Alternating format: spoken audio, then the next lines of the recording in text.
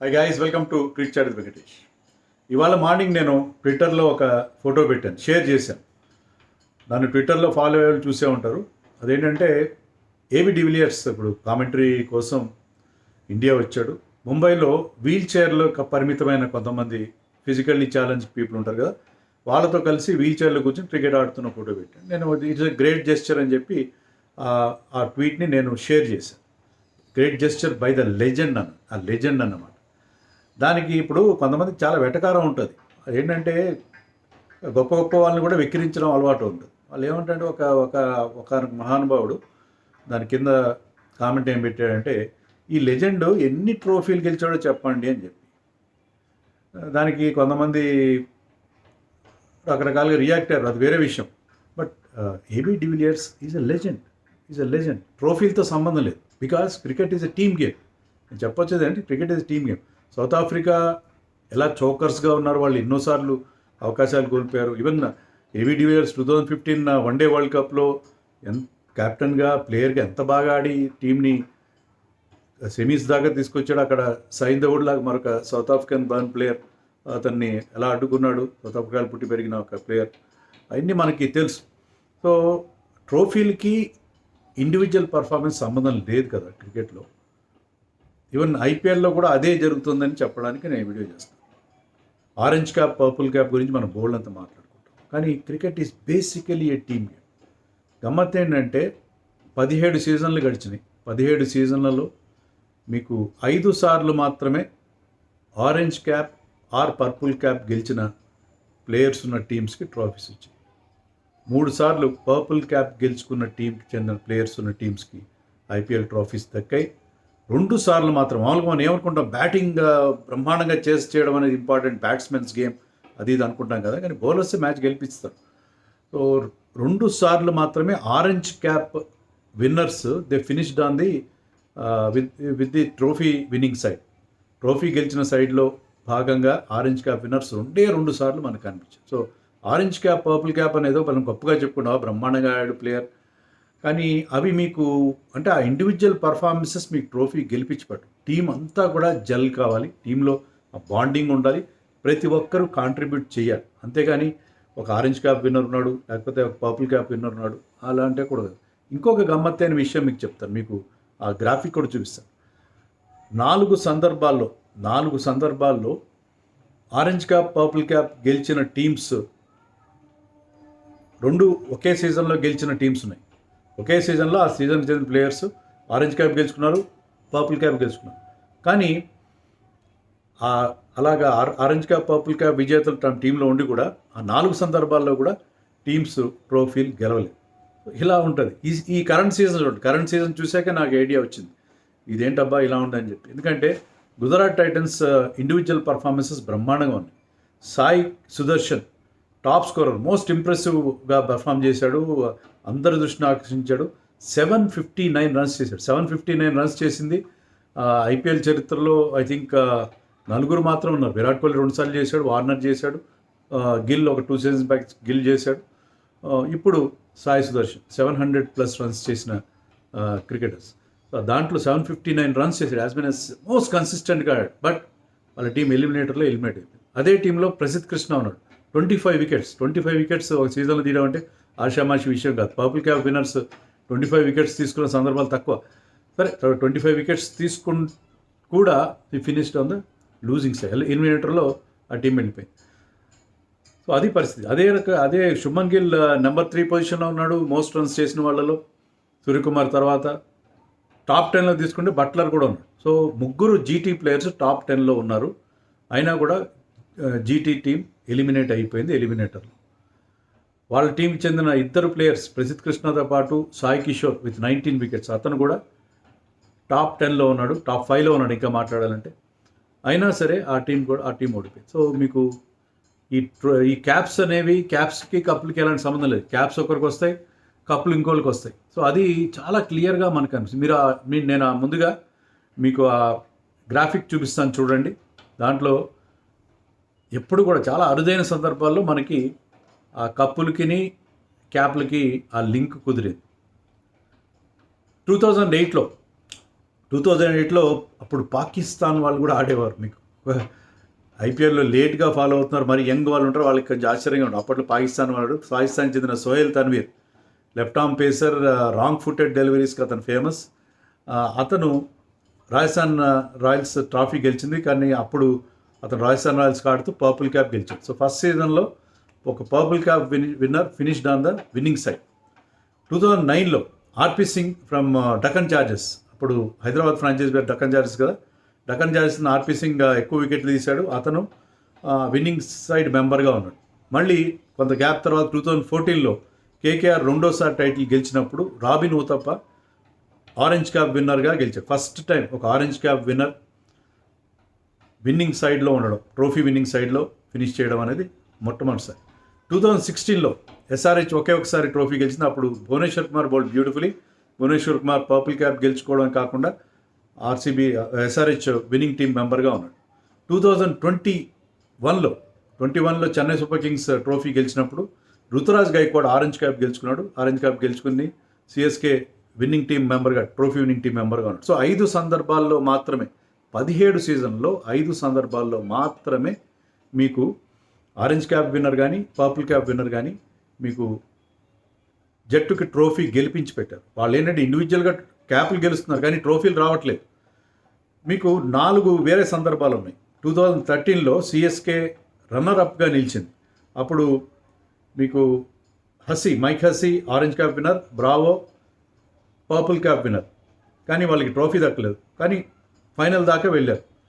2022లో Rajasthan Royals Buttler orange cap, Chahal purple cap గెలుచుకున్నారు. అప్పుడు వాళ్ళు కూడా రన్నర్ అప్గా నిలిచారు. 2023లో Gujarat Titans Shubman Gill scored more than 800 runs. Shami got I think 23 wickets. ఇది orange cap purple cap winners, వాళ్ళు కూడా రన్నర్ అప్ నిలిచారు. సో రన్నర్ అప్ అవుతున్నారు తప్ప 2 క్యాప్స్ గెలిచిన వాళ్ళు రన్నర్ అప్ అవుతున్నారు 3 సార్లు. బట్ రన్నర్ అప్ కాని సందర్భం కూడా ఒకటి ఉంది. 2017లో ఎస్ఆర్హెచ్ చెందిన వార్నర్ ఆ సీజన్లో ఆరెంజ్ క్యాప్ గెలుచుకున్నాడు, భువి పర్పుల్ క్యాప్ గెలుచుకున్నాడు. కానీ ఆ సీజన్లో వాళ్ళు ఎలిమినేటర్ వరకు మాత్రం వచ్చారు. ప్లే ఆఫ్స్కి అయితే వచ్చారు, ఇద్దరు ప్లేయర్స్ అంత మంచి పర్ఫార్మెన్స్ ఇచ్చిన ప్లే ఆఫ్స్కి అయితే వచ్చారు, కానీ ప్లే ఆఫ్స్లో వాళ్ళు ఎలిమినేటర్లో ఓడిపోయి వెనక్కి తిరిగారు. సో 4 సందర్భాల్లో ఆరెంజ్ క్యాప్ పర్పుల్ క్యాప్ ఉన్న విజేతలు ఉన్న టీమ్స్ ట్రోఫీలు గెలవలేకపోయినా 3 సార్లు ఫైనల్కి వచ్చినా ఒకసారి ప్లే ఆఫ్స్కి మాత్రమే రాగలిగినాయి. సో మీకు ఇదొక మిత్ అనమాట. ఆరెంజ్ క్యాప్ మనం ఒక ప్లేయర్ బ్రహ్మాండంగా ఆడిస్తే టీం గెలిచేస్తుంది అనడానికి ఏమాత్రం మనకి అలాంటి ఇన్స్టెన్సెస్ తెలియట్లేదు. మీకు మోస్ట్ గ్లేరింగ్ ఎగ్జాంపుల్ దీనికి ఏంటంటే 2016లో ఎస్ఆర్హెచ్ ట్రోఫీ గెలిచిన సంవత్సరంలో Virat Kohli's best year, international క్రికెట్లో తీసుకున్నా లేకపోతే ఐపీఎల్లో తీసుకున్నా 2016 happens to be a golden year for Virat Kohli as a batsmen. ఆ ఇయర్లో ఎంత భగీరథ ప్రయత్నం అంటారా, భగీరథ ప్రయత్నం అంటే అల్టిమేట్ ఎఫర్ట్ అనమాట. ప్రయత్నం చేశాడు, జట్టుకి ట్రోఫీ గెలిచాడు. 973 రన్స్ చేశాడు, అంటే ఆల్మోస్ట్ 1000 రన్స్ టచ్ అయ్యాడు. కానీ ఆ సంవత్సరం ఫైనల్ వరకు వచ్చి ఫైనల్లో ఎస్ఆర్హెచ్ చేతిలో ఓడిపోయింది. అఫ్కోర్స్ ఆ సీజన్లో వార్నర్ కూడా బాగా బ్యాటింగ్ చేశాడు, టీం క్యాప్టెన్గా. మరోవైపు ఎస్ఆర్హెచ్కి 848 రన్స్ చేశాడు. అందుకే ఎస్ఆర్హెచ్ వాళ్ళు ఎప్పుడు డేవిడ్ బాయ్ని గుర్తుపెట్టుకుంటారు. రన్స్ కూడా చేశాడు. ఫైనల్లో కూడా ఈ స్కోడే 70 ఎంత కొట్టినట్టున్నాడు.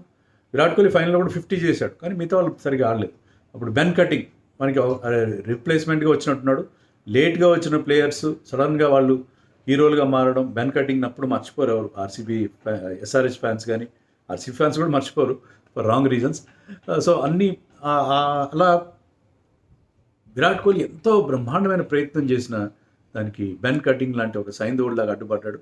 సో ఒక్క ప్లేయర్ మీకు ట్రోఫీలు గెలిపించలేడు, ఒక్క ప్లేయర్ మీకు ట్రోఫీలు గెలిపించే పరిస్థితే ఉండదు. మీకు మొత్తం టీం అంతా బాగా ఆడితేనే కుదురుతుంది. ఈ సీజన్లో చూడండి, నేను ఇందాక చెప్పినట్టుగా టాప్ 10 రన్ గెటర్స్ ఇప్పటికీ ప్రసిద్ధ్ కృష్ణ రికార్డ్ని ట్రెంట్ బోల్ట్ ఓవర్టేక్ చేసి, ట్రెంట్ బోల్ట్కి I think he has got 21 wickets. సో వాళ్ళకి ఇంకా 2 మ్యాచ్లు మిగిలినాయి ముంబైకి. Bumrah has 18 wickets. సో వాళ్ళకి 2 మ్యాచ్లు మిగిలి ఉన్నాయి ఫైనల్కి వస్తే. So Bumrah Trent Boult can overtake that. Even Harshdeep has 18 wickets, అతను ఓవర్టేక్ చేయొచ్చు. అంటే 7-8 వికెట్స్ చేయాలి, అంత ఈజీ కాదు. ఈవెన్ హ్యాజల్వుడ్ హ్యాస్ 21 వికెట్స్ అండి. Hazlewood 21 wickets. హ్యాజల్వుడ్ ఒకే ఒక మ్యాచ్ ఫైనల్లో అతను కనుక 4 or 5 వికెట్స్ ఇస్తే అతను కూడా పర్పుల్ క్యాప్ని అతని నుంచి తీసుకోవచ్చు. కానీ పర్పుల్ క్యాప్ చాలా వరకు ప్రసిద్ధ్ కృష్ణ దగ్గర ఉండేట్టుగా కనిపిస్తుంది. అలాగే సాయి సుదర్శన్ రికార్డు 759ని 87 రన్స్ చేస్తే స్కై ఓవర్టేక్ చేయగలడు సూర్యకుమార్ యాదవ్. కోహ్లీ 145 రన్స్ చేయాలి. కోహ్లీకి ఒకటే మ్యాచ్ ఉంది, సూర్యకుమార్కి 2 మ్యాచ్లు ఉండే అవకాశం ఉంది. సో సాయి సుదర్శన్ కావచ్చు, లేకపోతే సూర్యకుమార్ కూడా దాన్ని ఓవర్టేక్ చేయొచ్చు. విరాట్ కోహ్లీకి కూడా ఛాన్స్ ఉంటుంది 146 రన్స్ చేస్తే ఫైనల్. సో అది పరిస్థితి. బట్ గుజరాత్ టైటన్స్ అంత బాగా ఆడి 5 ప్లేయర్స్ వాళ్ళకి పర్పుల్ క్యాప్ ఆరెంజ్ క్యాప్ రేస్లో ఉండి కూడా వాళ్ళకి ఎలిమినేటర్లో వాళ్ళు ఎలిమినేట్ అయిపోయారు. ప్లే ఆఫ్స్లో మొదటి స్టేజ్లోనే వాళ్ళు వెనదిరగాల్సి వచ్చింది. సో ఇలాగ అవుతుంటుంది. మీకు ఎల్ఎస్జీ నుంచి 2 ప్లేయర్స్ ఆరెంజ్ క్యాప్ రేస్లో ఉన్నారు, నికోలస్ పూరన్ అండ్ మార్ష్. కానీ వాళ్ళు కూడా కనీసం ప్లే ఆఫ్స్కి చేరుకోలేని పరిస్థితి. ఈవెన్ మీకు ఇంకోటి చెప్తాను, కేఎల్ రాహుల్ 2020లో ఆరెంజ్ క్యాప్ గెలుచుకున్నాడు పంజాబ్ కింగ్స్ తరఫున. వాళ్ళు లీగ్ స్టేజ్ దాటలేదు. 2024లో last year Harshal Patel playing for Punjab Kings, అతను కూడా ఆరెంజ్ క్యాప్ గెలుచుకున్నాడు, పర్పుల్ క్యాప్ గెలుచుకున్నాడు. కానీ వాళ్ళ టీం క్వాలిఫై కాలేదు కనీసం ప్లే ఆఫ్స్కి. సో ఈ ఆరెంజ్ క్యాప్లు పర్పుల్ ఇంత గతంలో కూడా ఇలా చాలా జరిగినాయి. నేను రీసెంట్ ఎగ్జాంపుల్స్ చెప్పాను. సో ఈ ఆరెంజ్ క్యాప్ పర్పుల్ క్యాప్ అనేవి కుదరవు. మీరు ఆర్సీబీ టీం చూడండి, ఈసారి 8 మందో 9 మందో మ్యాన్ ఆఫ్ ది మ్యాచ్ ఉన్నారు. Different man of the matches in the 15 matches that they have played. So ప్రతి మ్యాచ్లో ఒక కొత్త హీరోని, కొత్త మ్యాచ్ విన్నర్ని వాళ్ళు ప్రొడ్యూస్ చేయగలుగుతున్నారు. ఈవెన్ ముంబై విషయంలో అలాగే జరిగింది. ముంబైలో even if I'm not wrong Ashwani Kumar కూడా ఒక man of the match award వచ్చింది. అలాగా మీకు కొత్త ప్లేయర్స్కి man of the match award రావడం మనం చూసాం. కరణ్ శర్మ ఒక మ్యాచ్లో బ్రహ్మాండం బౌలింగ్ వేశాడు, శాంట్నర్ వేశాడు బౌలింగ్. ఇంకా బుమ్రా గురించి, సూర్యకుమార్ గురించి, రోహిత్ గురించి చెప్పాల్సిందే ఉంది. సో వాళ్ళకి కూడా విల్ జాక్స్కి I think he has got 2 man of the match awards. So వాళ్ళకి కూడా డిఫరెంట్ ప్లేయర్స్ పర్ఫామ్ చేయాలి. ఈవెన్ పంజాబ్ కింగ్స్ విషయానికి వచ్చిన అంతే. పంజాబ్ కింగ్స్లో మీకు కెప్టెన్ శ్రేయస్ అయ్యర్, అది క్యాప్టెన్సీ బాగుంది, బ్యాటింగ్ బ్రహ్మాండంగా ఉంది. But Ravichandran Singh has scored more runs than Shreyas Iyer. 500+ runs చేసిన వాళ్ళు అతను కూడా రవిచంద్రన్ బాగా చేస్తున్నాడు. ప్రియాన్ షారియా బౌలింగ్లో చహల్ 1-2 మ్యాచ్లు గెలిపించాడు. పర్టికులర్లీ 111 చేసినప్పుడు 95కి కేకేఆర్ని ఆల్అౌట్ చేయడంలో Chahal played a wonderful role. Harshdeep bowled brilliantly.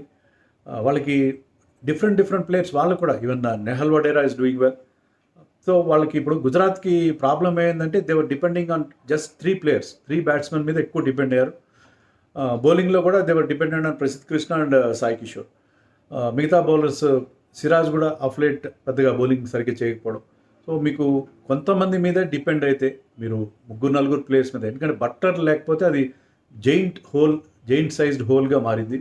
అది వాళ్ళని చాలా ఇబ్బంది పెట్టిన పరిస్థితి చూస్తాం. అది కీపర్ ఆర్ యాజ్ బ్యాట్స్మెన్. అలాగే అదే ఇప్పుడు బేసిక్గా డిఫరెన్స్ ఏంటంటే మీరు ఒకరిద్దరు ప్లేయర్స్ మీద డిపెండ్ అయితే యూ కెనాట్ విన్ టైటిల్స్. మామూలుగా మనం చెప్పుకుంటాం కదా, batsmen win matches, bowlers win titles or tournaments అని. కానీ అలాగే మీరు cricket is basically team game. టీంలో ప్రతి ఒక్కరి కాంట్రిబ్యూషన్ ఉండాలి. మనం ఇటీవల ఇండియా 2 ట్రోఫీలు గెలిచారు. మనం T20 వరల్డ్ కప్ కానీ, ఛాంపియన్స్ ట్రోఫీ కానీ. దాంట్లో ఏ విరాట్ కోహ్లీనో, రోహిత్ శర్మనో, లేకపోతే బుమ్రానో ఒక డామినేషన్ లేదు. వాళ్ళు బాగా పర్ఫామ్ చేశారు. At the same time there are contributions from other players like Shreyas Iyer, Suryakumar Yadav కావచ్చు, హార్దిక్ పాండ్యా కావచ్చు. ప్రతి ఒక్కరి contribution. Harshdeep Singh bowled brilliantly in T20 world cup. So ఇలా ప్రతి ఒక్కరి కాంట్రిబ్యూషన్ అక్కడ మనం చూసాం. So that is the issue. Cricket is basically team game. AB de Villiers ట్రోఫీలు గెలవంత మాత్రం అతని లెజెండ్ స్టేటస్కి ఎలాంటి ఢోకా ఉంటుందని నేను అనుకోను. మరి మీరేమనుకుంటారో చెప్పండి. క్రికెట్ టీమ్ గేమా, లేకపోతే ఇండివిజువల్ బ్రిలియన్స్తో ట్రోఫీలు గెలవడం అనేది కుదురుతుంది? ఎందుకంటే సచిన్ టెండూల్కర్ మనకు అన్ని రోజులు టీంలో ఉండి కూడా అతని కెరీర్ ఎండింగ్లో 2011లో మాత్రమే అతనికి ఒకే ఒక ఐసీసీ ట్రోఫీ దక్కింది. So me individual brilliance is different and winnowing the trophies is entirely different కదా.